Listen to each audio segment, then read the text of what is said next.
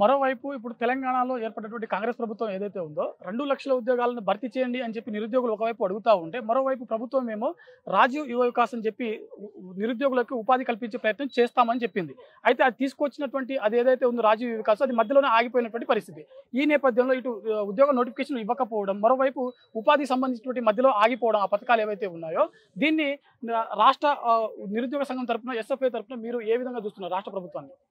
రాష్ట్ర ప్రభుత్వం ఏదైతే రాజీవ్ యువ వికాస్ పథకం కింద నిరుద్యోగులను ప్రోత్సహించేటువంటి విధంగా స్వయం ఉపాధి మార్గాలకు ప్రోత్సహిస్తామని చెప్పుకుంటున్నటువంటిది తక్షణమే దాన్ని విడుదల చేయాల్సినటువంటి అవసరం ఉంటుంది. ఈరోజు అప్లికేషన్ తీసుకొని చాలా మంది నిరుద్యోగులు ఎదురుస్తున్నారు. ఎప్పుడు ప్రభుత్వం నుంచి వాళ్ళు ఉపాధి అవకాశాలు డబ్బు నుంచి లోన్ రూపంలో ఏ రూపంలో వస్తుంది అనేటువంటి విధంగా ఎదురు చేస్తే దానికి గైడ్లైన్స్ పేరు మీద కొన్ని రోజులు కాలయాపన చేసింది. ఏదో సివిల్ స్కోర్ బాగుంటే ఇస్తామని చెప్పి ఇంకొకటి చెప్పి దాన్ని కాలయాపన చేశారు. కాబట్టి రాష్ట్ర ప్రభుత్వం వాళ్లకు అవసరం ఉంటే వాళ్ళ ప్రయోజనాలు ఉంటే ఆ ప్రయోజనాలు నెరవేర్చే దిశగా అడుగులు వేస్తున్నారు. ఈరోజు స్థానిక సంస్థల ఎన్నికలకు సంబంధించినటువంటి విషయం వచ్చినప్పుడు హడావుడి చేసి ఏదో ఒక ప్రయత్నం చేస్తున్నారు.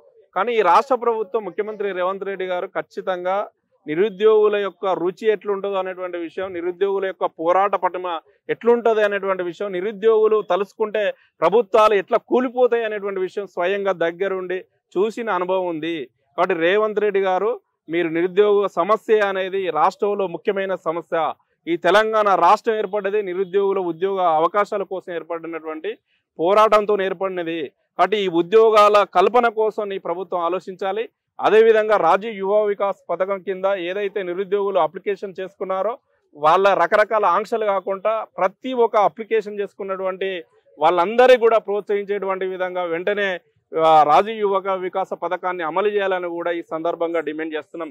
లేకపోతే ఇదే ఉద్యమాల ఉస్మానియా యూనివర్సిటీ ప్రాంతం నుంచి మేము నిరుద్యోగుల పక్షాన అదేవిధంగా ఈ రాష్ట్ర ప్రభుత్వం అనుసరిస్తున్నటువంటి విద్యా నిరుద్యోగ విధానాలకు వ్యతిరేకంగా పోరాట కార్యాచరణ రేపు భవిష్యత్తులో తీసుకుపోతామని కూడా ఈ ప్రభుత్వానికి మేము హెచ్చరిక జారీ చేస్తున్నాం.